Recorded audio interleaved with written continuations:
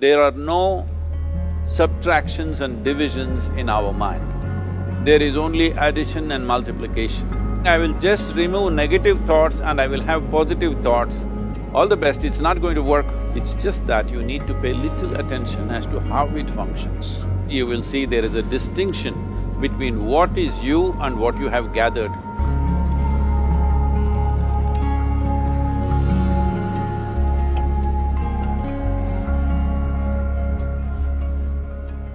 Well, see the way the question is asked and also the way normally it's addressed is, people think there is something called as negative thought and positive thought. They want to remove the negative thoughts and have only positive thoughts. For such people, I would ask them to just experiment for 10-15 seconds. Let them forcefully remove one thought from their mind. For example, next 10 seconds, just don't think of a monkey. Try not to think of a monkey for next 10 seconds. You will see you will be full of monkeys. So what I'm saying is, this is the nature of your mind, because in this mind, all the three pedals are throttle. There is no brake, there is no clutch. Whatever you touch, it will only go faster. In this kind of mind, people have been taught from moral teachers and religious teachers, do not think about bad things. Well, since then it's been a full-time job. So there is no way you can handle the mind like this. This doesn't need any great enlightenment. If you spend 2 minutes with your eyes closed, you will realize you cannot do anything forcefully with this mind. So, I want to remove negative thoughts. Do not ever go in this direction, because what you want to remove will become your quality. Always you will be on it. So what should I do? The thing is this, without understanding the fundamental mechanism of this mind, because our mind, human mind, is the most sophisticated computer on the planet. Even all the supercomputers have come out of this. When this is the case, is it not important that we understand the mechanics of how it functions? One simplistic aspect of how it functions is, there are no subtractions and divisions in our mind. There is only addition and multiplication. If you try to do something with it, it will say one more. If you try hard, it will multiply into many more. In this mind, you don't try to identify what is positive, what is negative and try to remove it. First of all, one needs to understand, this mind of yours, this body of yours is supposed to serve you. The life that you are is important. Body and mind are vehicles that must serve us. If you sit in a vehicle, it must go where you want to go.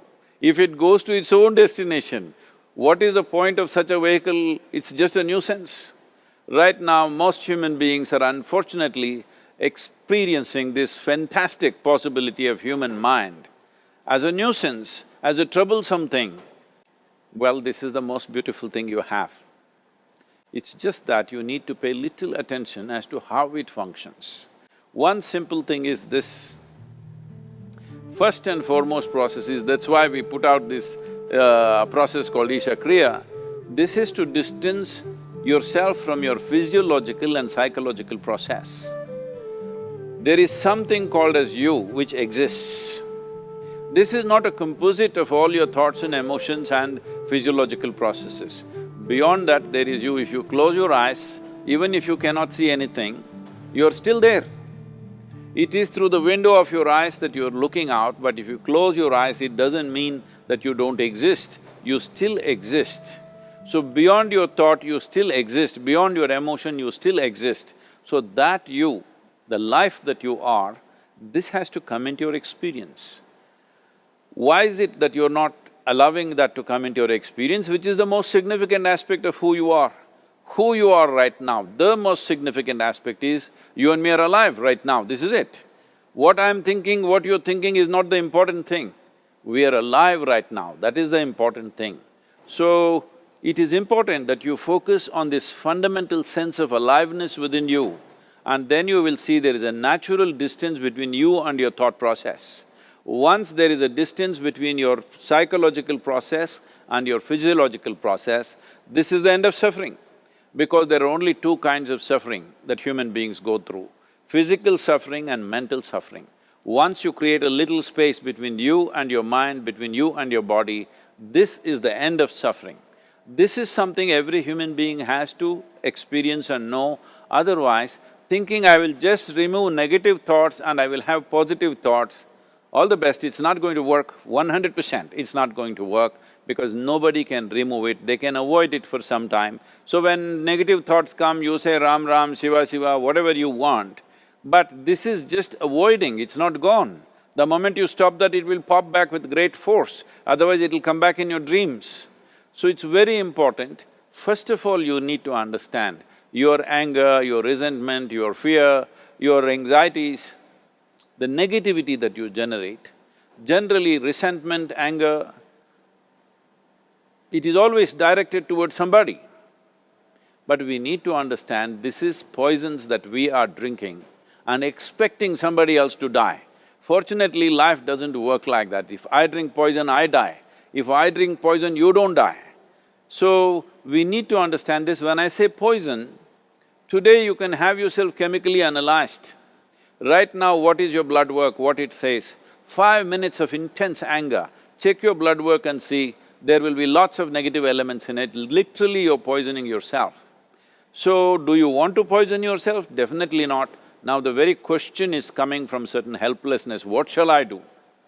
Don't do anything, just sit back and just concern yourself with something which is a life process. Maybe your heartbeat, maybe your breath, maybe just a sensation of being alive. Depending upon how sensitive or how perceptive you are, accordingly, find something. It could be a sensation in the body, it could be breath, it could be heartbeat, it could be anything, something which indicates life to you.